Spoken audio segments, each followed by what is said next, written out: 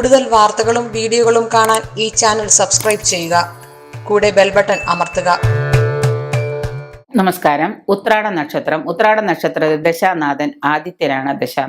ആദിത്യ ദശ കഴിഞ്ഞാൽ പിന്നെ അടുത്തത് ചന്ദ്രദശയാണ്. ഈ ചന്ദ്രദശാകാലത്തിന് ഇവർക്ക് വളരെ മോശം എന്ന് തന്നെ പറയാം. ചന്ദ്രദശാകാലം വളരെ രോഗാതി ദുരിതങ്ങൾ കൊണ്ട് തരുന്നൊരു കാലമാണ്. ആദിത്യൻ പിന്നെ അച്ഛനാണ് ദോഷം ഉണ്ടാക്കുന്നത്.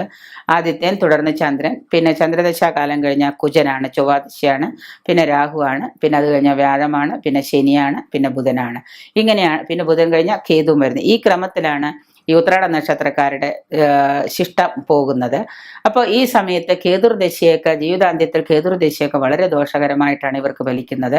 ഈ കേതുർദശാകാലത്ത് ഉണ്ടാകുന്ന രോഗങ്ങളാണെങ്കിലും മൂർധന്യ അവസ്ഥയിലെത്തുകയും അതുമൂലം പല പല പല പ്രശ്നങ്ങളും ജീവിതത്തിൽ ഇവർക്ക് സംഭവിക്കുകയും ചെയ്യും. അപ്പം ഈ സമയത്ത് ഇവർക്ക് വരുന്ന, ഈ ഉത്രാട നക്ഷത്രക്കാർക്ക് വരുന്ന രോഗങ്ങളാണ് അർശസ്, ഉദരരോഗം, അതായത് അൾസറൊക്കെ പോലെയുള്ള രോഗങ്ങൾ, ഉദരരോഗം, രക്തവാദം എന്ന് പറഞ്ഞാൽ കാലിൻ്റെ അടി, കൈയിൻ്റെ അടിയൊക്കെ പൊട്ടിപ്പഴുക്കുക, കാലൊക്കെ പുട്ടുകൊണ്ട് ചുട്ട് പൊള്ളി വിണ്ട് കീറുക, രക്തവാദം, പീനസം, എപ്പോഴും മൂക്കൊലിക്കുക, ജലദോഷം, തലവേദന, ഇതൊക്കെയാണ് പീനസം.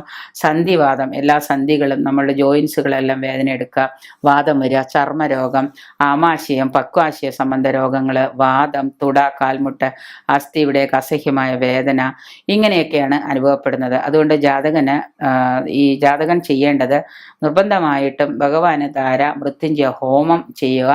എല്ലാ മാസം വരുന്ന പക്കപ്പിറന്നാളുകളിലും നിങ്ങൾക്ക് പറഞ്ഞിട്ടുള്ളതായ വഴിപാടുകൾ ഏതൊക്കെയാണെന്ന് കണ്ടുപിടിച്ച് ആ ദശാകാലത്തുള്ള വഴിപാടുകൾ എന്തൊക്കെയാണെന്ന് വെച്ചാൽ ആ വഴിപാടുകൾ ചെയ്യുക. ബ്രാഹ്മണന്മാർക്ക് ഭോജനം കൊടുക്കുക, ബ്രാഹ്മണന്മാർക്ക് ഭോജനം, അന്നദാനം കൊടുക്കുക. ഇങ്ങനെയുള്ള കാര്യങ്ങളൊക്കെ ചെയ്യുന്നത് വളരെ പരിഹാരമായിട്ട് പറയപ്പെടുന്നുണ്ട്.